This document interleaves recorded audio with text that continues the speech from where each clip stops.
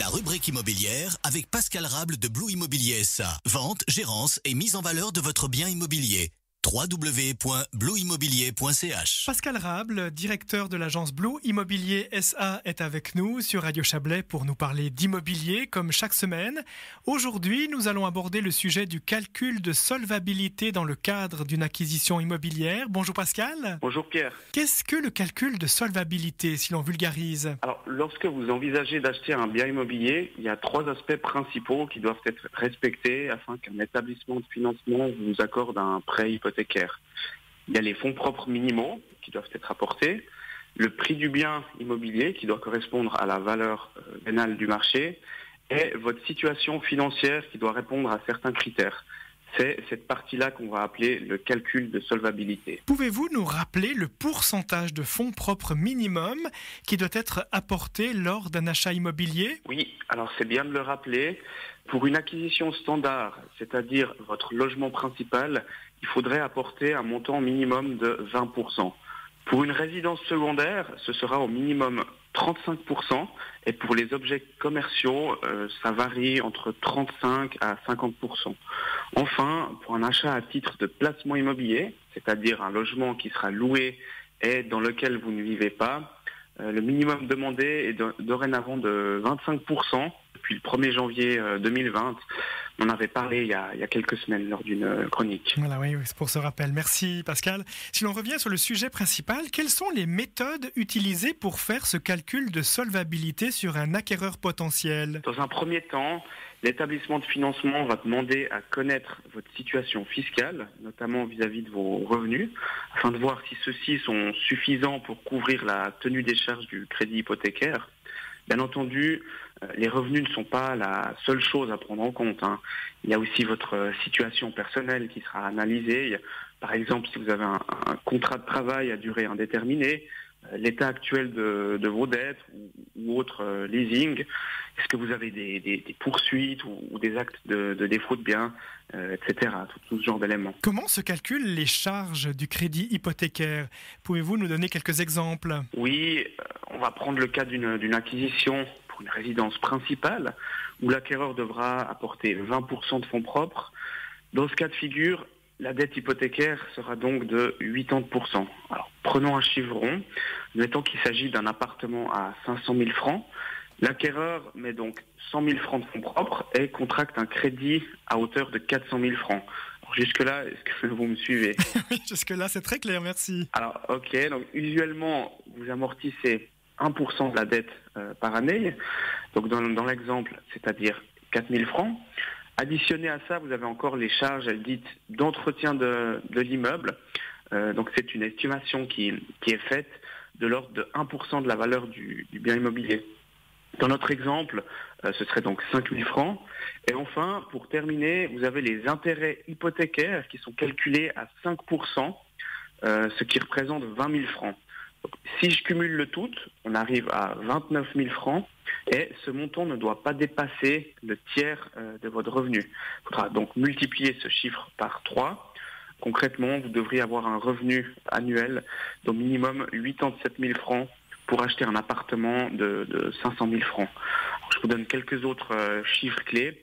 Un bien immobilier à 650 000 francs, ce serait un revenu de 113 000.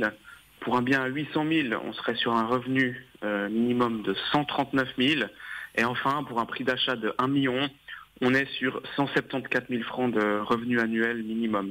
Je précise encore une chose, c'est que quand je parle de revenu minimum, c'est le cumul du revenu des futurs acquéreurs qui est comptabilisé. Pascal Rable, comment se fait-il que les revenus exigés soient si élevés alors que les taux hypothécaires n'ont jamais été aussi bas ? C'est une très bonne question.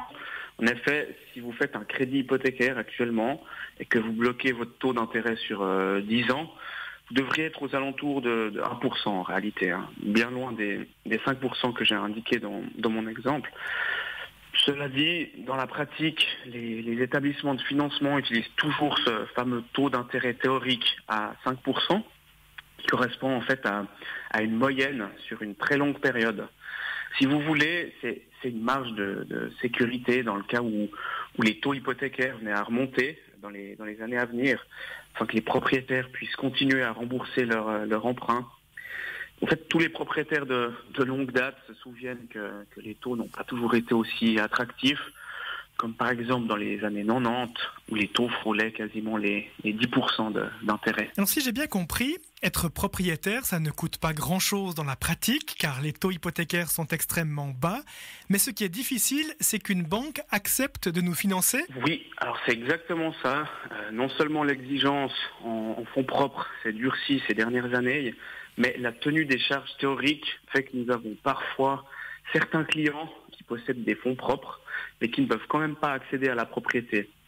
Ça peut se vérifier si on regarde à l'échelle européenne.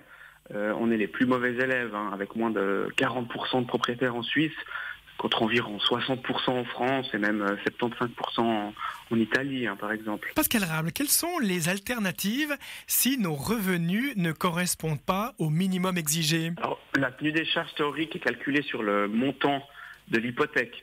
Donc concrètement, plus vous constituez de fonds propres, moins votre dette sera élevée et donc moins il sera nécessaire d'avoir des revenus élevés. Alors bon, il y a malheureusement pas de miracle, et la seule solution vraiment c'est de mettre plus de fonds propres.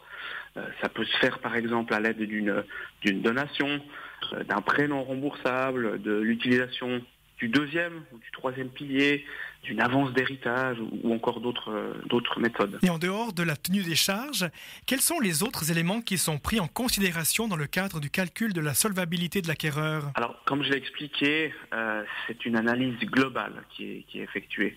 La tenue des charges, c'est une chose à respecter. Après, il ne faudrait pas non plus être criblé de poursuites ou surendetté. Si vous avez un leasing ou un crédit à la consommation, par exemple, ça vient s'additionner à la tenue des charges de votre immeuble. Et donc, les revenus exigés seront encore plus conséquents. Vous ne devrez bien entendu pas être au chômage, parce que ces revenus ne sont pas comptabilisés par les établissements de financement.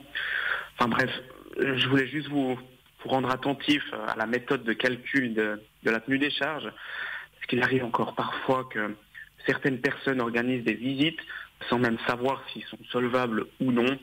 Et ce que je peux vous recommander, donc, c'est de faire le point avec votre conseiller financier afin de fixer vraiment de manière précise votre budget d'acquisition avant d'entamer toutes les recherches. Merci beaucoup Pascal Rable pour toutes ces informations. Je rappelle que vous êtes directeur de l'agence Blue Immobilier SA, blueimmobilier.ch. Très belle journée, belle semaine et à bientôt. Merci, bonne journée. La rubrique immobilière avec Pascal Rable de Blue Immobilier SA. Vente, gérance et mise en valeur de votre bien immobilier. www.blueimmobilier.ch